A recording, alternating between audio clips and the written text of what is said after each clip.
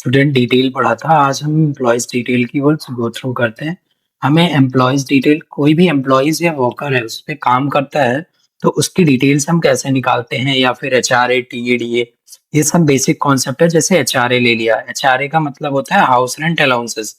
मतलब कंपनी जो है आपको घर का खर्चा, TA travelling allowances, DA daily dearness allowances, TF मतलब प्रोविडेंट फंड होता है, ईएसआई मतलब एम्प्लॉय स्टेट इंश्योरेंस, कंपनी अपने एम्प्लॉयज का इंश्योरेंस कराती है। तो ये सारी चीजें इतनी इन्वॉल्व होके हमें निकालनी है। जैसे स्टेप्स हमने पहला फॉलो किया था, इसके अंदर हमने एम्प्लॉयज आईडी को one by one alternate find out करने के लिए बताया था। तो इज इक्वल टू हमने अप एरो का यूज किया, +1 एंटर करोगे, ऑटोमेटिक इसे सेलेक्ट करने के बाद कंट्रोल डी कर दोगे तो डेटा हमारी कंप्लीट फिल हो जाएगी।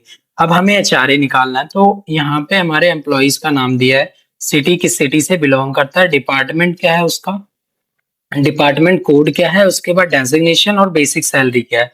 बेसिक सैलरी से हमें एचआरए निकालना है। एम्प्लॉयज का एचआरए मतलब हाउस रेंट अलाउंसेस, तो उसके लिए इज इक्वल टू हमने बेसिक सैलरी लिया, उसका मल्टीप्लाई किया 40 डिवाइड बाई 100 से कर दिया आंसर, तो एचआरए निकल गया। इधर हमें क्या करना है, is equal to TA travelling allowances, company आने जाने का भी खर्चा देती है तो ट्रैवलिंग अलाउंसेस फाइंड आउट करने होते हैं। तो हमने क्या ले लिया, बेसिक सैलरी, उसका मल्टीप्लाई किया 30 डिवाइड बाई 100 ले लिया, यहाँ पे एंटर करना, इज इक्वल टू हमने क्या ले लिया, बेसिक सैलरी, उसका मल्टीप्लाई किया 40 डिवाइड बाई 100, तो ये हमारा डीए निकल गया। डीए मतलब डेली डियरनेस अलाउंसेस, एक टाइम का खाना कंपनी अपनी तरफ से देती है तो ये डीए के अंदर आता है, डेली डियरनेस अलाउंसेस के अंदर आता है।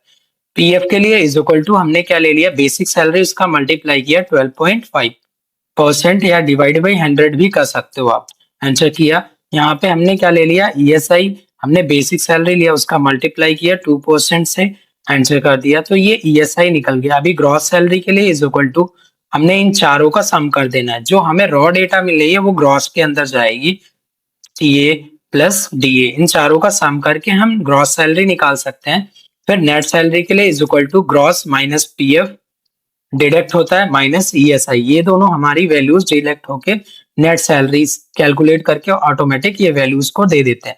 फिर हमें डेटा डाउन फिल करना है, कंट्रोल डी का यूज करके ये कंप्लीट इस टाइप में डेटा को फिल आउट कर सकते हैं। यहाँ पे हमें ये कितना परसेंट निकालना है, एचआरए निकालना है, तो एचआरए हमारा कितना परसेंट है, 40% ऑफ बेसिक सैलरी। यहाँ पे बेसिक सैलरी का कितना परसेंट है, 40%, टीए हमारा 30% है, डीए 40, 12.5 एंड 2%, इस टाइप में ईएसआई दिया है। ग्रॉस सैलरी हमारी रॉ डेटा है तो इसका यूज करके हम ये सारी वैल्यूज को फाइंड आउट कर सकते हैं।